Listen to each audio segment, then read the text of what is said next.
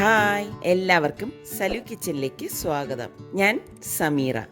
ഇന്ന് ഞാൻ തയ്യാറാക്കാൻ പോകുന്നത് വളരെ പെട്ടെന്ന് തന്നെ നമുക്ക് തയ്യാറാക്കിയെടുക്കാൻ പറ്റുന്ന എഗ്ലെസ് ബ്രെഡ് പുഡിംഗ് ആണ്. ഇത് ശരിക്ക് ഉണ്ടാക്കിയെടുക്കാൻ എളുപ്പമാണ്, അതുപോലെ തന്നെ വായിലിട്ടാൽ അലിഞ്ഞു പോകുന്ന ടൈപ്പ് ഒരു പുഡിംഗ് ആണ്. അപ്പോൾ ഇത് എങ്ങനെയാണ് തയ്യാറാക്കുന്നത് നമുക്ക് നോക്കാം. ഈ ഒരു സ്വീറ്റ് ഉണ്ടാക്കാൻ വേണ്ടിയിട്ട് നമുക്ക് വേണ്ടത് ബ്രെഡാണ്. അപ്പോൾ ഇതിന് വേണ്ടിയിട്ട് ഞാനിവിടെ 6 സ്ലൈസ് ബ്രെഡ് എടുത്തിട്ടുണ്ട്. എന്നിട്ട് ഈ ബ്രെഡിൻ്റെ ഈ അരികുണ്ടല്ലോ അതങ്ങ് കട്ട് ചെയ്ത് മാറ്റാം കേട്ടോ. ഈ ബ്രൗൺ കളറിലെ ഭാഗം നമുക്ക് ഇതിൽ നിന്ന് കട്ട് ചെയ്ത് മാറ്റണം. ഇത് നമ്മൾ കളയൊന്നും വേണ്ട. ഞാൻ എപ്പോഴും പറയുന്നത് പോലെ ഇത് വച്ചിട്ട് നമുക്ക് ബ്രെഡ് ക്രംസ് തയ്യാറാക്കിയെടുക്കാം.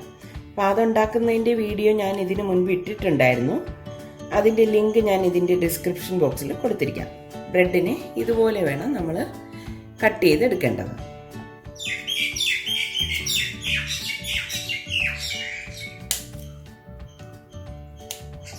ഞാൻ ഈ ബ്രെഡെല്ലാം ഇതിൻ്റെ അരിക് കട്ട് ചെയ്തെടുത്ത് വെച്ചിട്ടുണ്ട്. പിന്നെ ഇത് മിക്സിയുടെ ജാറിലേക്ക് ഇട്ടിട്ട് ഒന്ന് പൊടിച്ചെടുക്കാം. റഫായിട്ടൊന്ന് ഇട്ടിട്ട് പൊടിച്ചെടുത്താൽ മതി കേട്ടോ.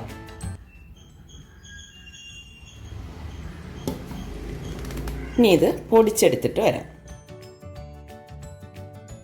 കണ്ടോ, ഇതിപ്പോൾ നല്ലതുപോലെ ഞാൻ പൊടിച്ചെടുത്തിട്ടുണ്ട്.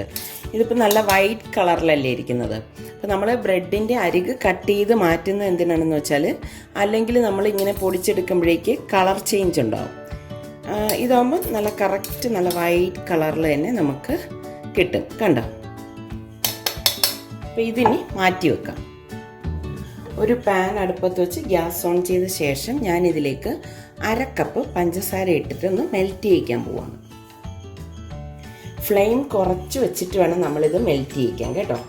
അപ്പോൾ എൻ്റെ സൗണ്ട് ഇനിയും ശരിയായിട്ടില്ല. അപ്പോൾ നിങ്ങളെല്ലാവരും ഒന്ന് ക്ഷമിക്കണം. അപ്പോൾ എനിക്ക് അധികം സ്ട്രെയിൻ ചെയ്ത് വർത്തമാനം പറയാൻ പറ്റാത്തത് കൊണ്ടാണ് എൻ്റെ വോയിസ് കുറച്ചൊന്ന് താന്നിരിക്കുന്നത് കേട്ടോ. ഒട്ടും വെള്ളം ചേർക്കേണ്ട ആവശ്യമില്ല കേട്ടോ. ഇത് സെറ്റ് ചെയ്യാനായിട്ട് ഞാൻ ഇതുപോലെ ഒരു അലുമിനിയത്തിൻ്റെ കേക്ക് ടിന്നാണ് എടുത്തിരിക്കുന്നത്.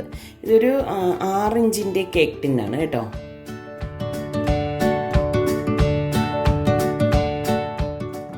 നല്ലൊരു ഗോൾഡൻ കളർ ആവുന്നതുവരെ നമുക്കിതൊന്ന് ഉരുക്കിയെടുക്കണം.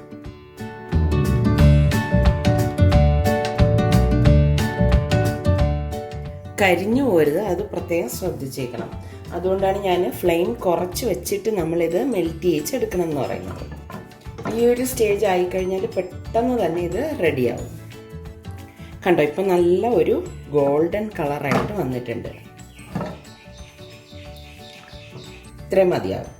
ഞാൻ ഗ്യാസ് ഓഫ് ചെയ്തിട്ട് ഈ എടുത്ത് വെച്ചിരിക്കുന്ന ഈ കേക്ക് ടിന്നിലേക്ക് ഇത് ഒഴിച്ചു കൊടുക്കുകയാണ്.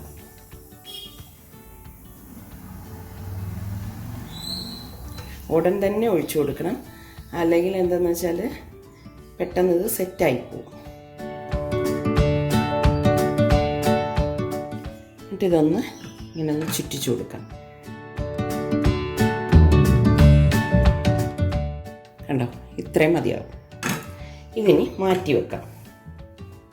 ഇതുപോലെ ഒരു ബൗൾ എടുത്തിട്ട് ഇതിലേക്ക് 4 ടേബിൾ സ്പൂൺ കസ്റ്റാർഡ് പൗഡർ ഇട്ട് കൊടുക്കാം. ഏത് കസ്റ്റാർഡ് വേണമെങ്കിലും ഉപയോഗിക്കാം കേട്ടോ.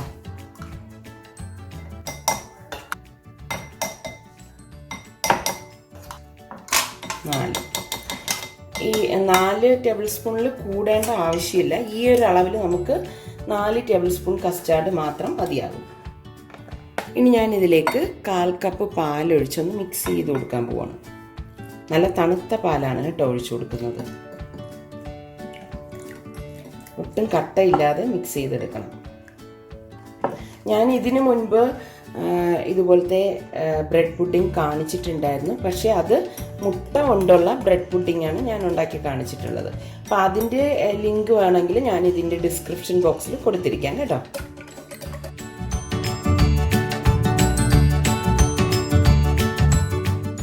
ഇതിവിടെ ഞാൻ നന്നായിട്ട് മിക്സ് ചെയ്തെടുത്ത് വെച്ചിട്ടുണ്ട്. ഇതിനി മാറ്റി വെക്കാം.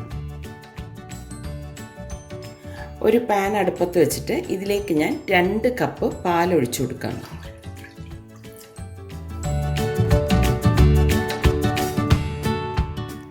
ഇതിലേക്കിനി 1/2 കപ്പ് പഞ്ചസാരയും കൂടി ഇട്ടിട്ട് ഗ്യാസ് ഓൺ ചെയ്ത് കൊടുക്കാം. ഇളക്കി കൊടുക്കാം.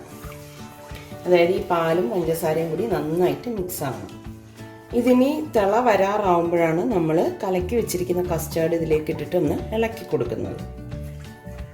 അപ്പോൾ പാലിവിടെ തിള വരാറായിട്ടുണ്ട്. കണ്ടോ, കാണുമ്പോൾ തന്നെ മനസ്സിലാവും.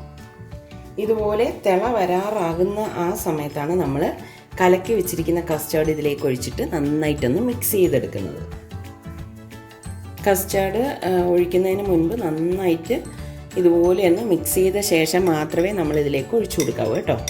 വേണ്ട, ഇതിലേക്ക് തിള വരുന്നുണ്ട്. ഇനി ഫ്ലെയിം കുറച്ച് വെച്ചിട്ട് വേണം നമ്മളിത് ഒഴിച്ചു കൊടുക്കാനുള്ളത്.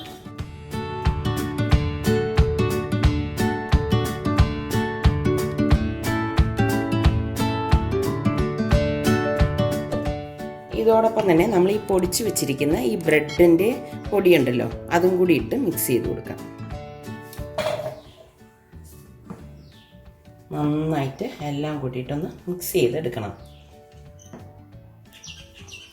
ഒട്ടും കട്ട പിടിക്കാൻ പാടില്ല കേട്ടോ. ഞാൻ ഗ്യാസ് ഓഫ് ചെയ്ത് കൊടുത്തിട്ട് ഇത് നന്നായിട്ടൊന്ന് ഇളക്കിയെടുക്കുകയാണ്.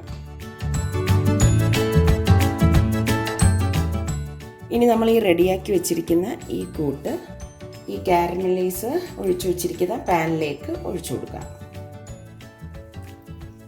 ഇതുപോലെ ഇട്ടിട്ട് ഒന്ന് ലെവൽ ചെയ്ത് കൊടുക്കണം കേട്ടോ.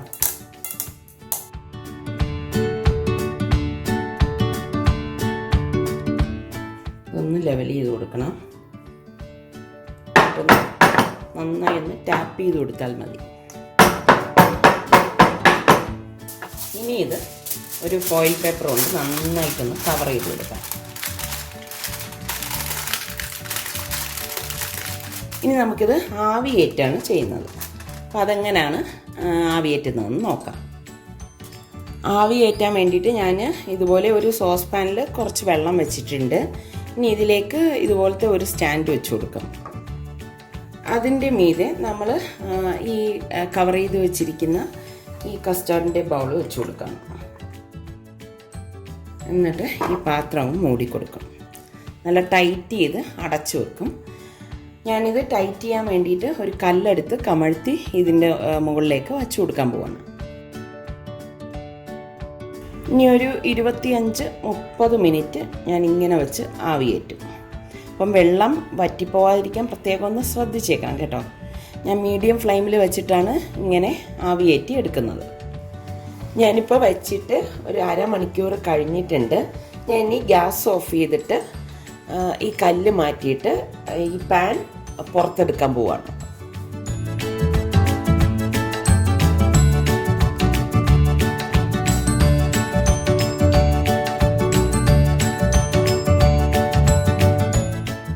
ഇനി ഇത് ഫോയിൽ ഇപ്പോൾ ഓപ്പൺ ചെയ്യേണ്ട ആവശ്യമില്ല. അപ്പോൾ ഇത് വെളിയിലിരുന്ന് ഒന്ന് തണുത്ത ശേഷം ഇതുപോലെ തന്നെ ഞാൻ തണുക്കാനായിട്ട് ഫ്രിഡ്ജിൽ 2 മണിക്കൂർ വെക്കും.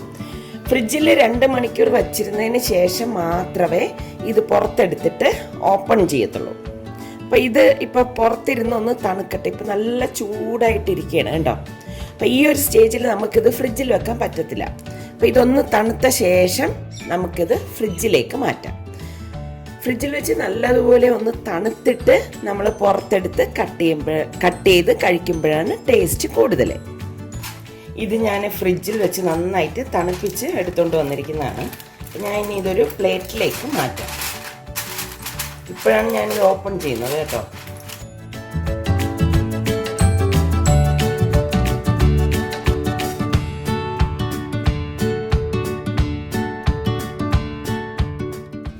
നമ്മുടെ എഗ്ലെസ് ബ്രെഡ് പുഡിംഗ് ഇവിടെ റെഡി ആയിട്ടുണ്ട്. കണ്ടോ, നല്ല സോഫ്റ്റ് ആയിട്ടുള്ള ഒരു പുഡിങ്ങാണ്.